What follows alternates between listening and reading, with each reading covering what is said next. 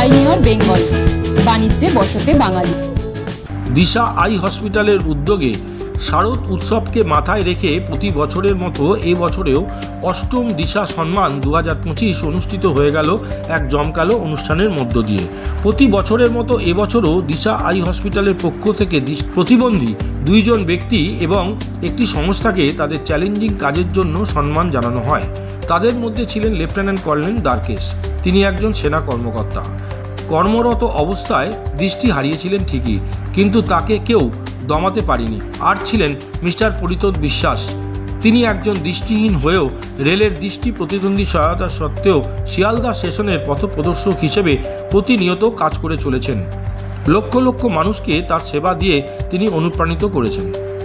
আর ছিলেন ব্লাইন্ড প্যারা judo association of Bengal, যারা লক্ষ লক্ষ প্রতিবন্ধী তরুণদের জুডো এবং মার্শাল আর্টের মতো খেলা প্রশিক্ষণ দিচ্ছেন।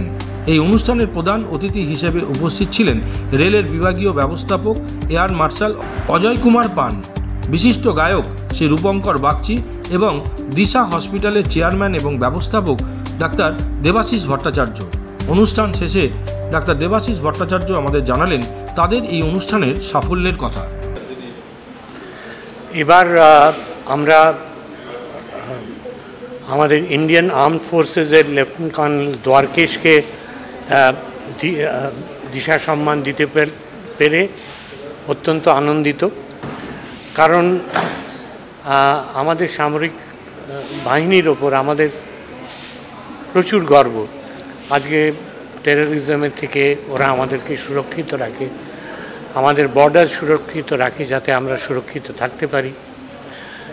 সুতরাং এই অ্যাওয়ার্ডটা দিতে আমরা অত্যন্ত মনের দিক থেকে খুব ভালো লেগেছে আমাদের।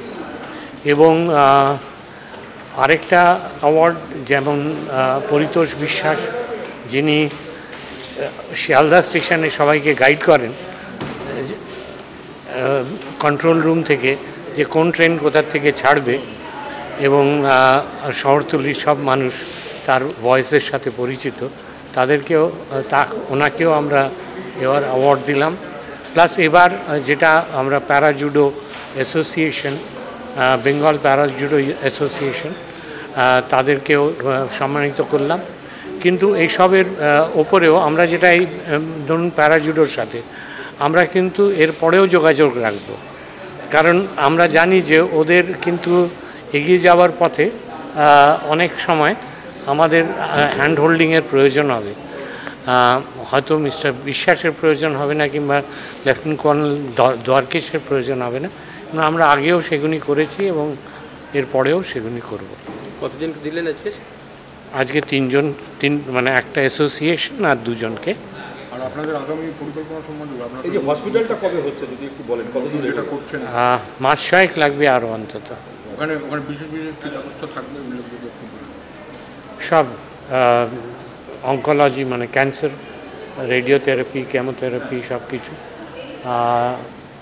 অর্থোপেডিক্স, কার্ডিওলজি খুব ভালো থাকবে, কার্ডিওথোরাসিক সার্জারি, গাইনি অবস্টেটিক্স, সব কিছু মাল্টি স্পেশালিটি হসপিটাল। কতটা জায়গা, কটা বেড? 500 বেড, তবে আমরা প্রথমে 200 দিয়ে শুরু করব এবং আস্তে আস্তে। আর দিশার পক্ষ থেকে আর কিছু বলবেন? আপনি এতদিন ধরে আরে ঠিকই আছে, আমরা সবাই বাঙালিরা আমাদের উপর বিশ্বাস করেন, পুরো বাংলা আমাদের উপর বিশ্বাস করে। আমরা চেষ্টা করি তাদের কাছে আমাদের বিশ্বাসটা ধরে রাখতে এবং এগিয়ে যেতে। ধন্যবাদ। ডক্টর দেবাশিস ভট্টাচার্য, চেয়ারম্যান দিশা আই হসপিটাল। ভীষণ ভালো লাগছে। দিশার সাথে আমার বেশ গত 5 বছর ধরে আমার সম্পর্ক। কারণ দিশার যখন 25 years of Disha multi speciality হসপিটালে উদযাপন হয়েছিল, তখন একটি গান তৈরি করেছিলাম আমি। তো সেই জন্যে তখন থেকেই দেবাশিস বাবুর সাথে সম্পর্ক। এবং আজকে তো বিশেষ একটা দিন, আজকে বিশেষ একটা যাদেরকে অনার করা হলো, যাদেরকে সম্মান দেওয়া হলো, তাদের কি বলবো, তাদেরকে দেখে নতুনভাবে বাঁচার ইচ্ছে, বাঁচার সাহস তৈরি হয় আর কি, আমাদের মতো মানুষ যারা স্পেশালি এবল নই আর কি। হ্যাঁ, তো যারা স্পেশালি এবল তারা যে সত্যি স্পেশালি এবল সেটা বোঝা যায় আর কি। এবং আমি মনে করি না ওদেরকে ডিসেবলড বলার কোনো রকম শব্দ উচ্চারণ করাটা উচিত হবে। They are the most able person, অন্তত আমাদের থেকে অনেক বেশি এবল পার্সন। কারণ ওরা যে যা কাজ করছেন, যেমন একজন মিলিটারিতে রয়েছেন যারা জুডোর কাজ করলেন, যিনি একজন স্টেশনে নৈহাটি স্টেশনে যিনি সারাক্ষণ এত 30-35 বছর ধরে অফিসে কাজ করে যাচ্ছেন, দে আর নট ডিসেবল। আমাদের অনেক মানুষ আছে আমরা যারা সক্ষম, হাত পা রয়েছে, চোখে দেখতে পাই, কানে শুনতে পাই, সবই ঠিক রয়েছে, তারা অনেক সময় অনেক অক্ষমতা প্রকাশ করে ফেলি। এদের কাছ থেকে শেখার আছে, এনাদের কাছ থেকে শেখার আছে। এবং আমরা যারা কমপ্লেন করি জীবনের প্রতি যে আমার এই হলো না, আমার ওই হলো না, বা আমার এই হচ্ছে না, বা আমার ফ্রাস্ট্রেশন হচ্ছে, আমার ডিপ্রেশন হচ্ছে, তাদের শুধু এদেরকে মিট করা উচিত। তাহলেই আমার মনে হয় কোনো সাইকিয়াট্রিস্ট বা সাইকোলজিস্টের কাছে যাওয়ার দরকার নেই, এদেরকে মিট করলেই তাদের ফ্রাস্ট্রেশন এবং ডিপ্রেশন চলে যাবে।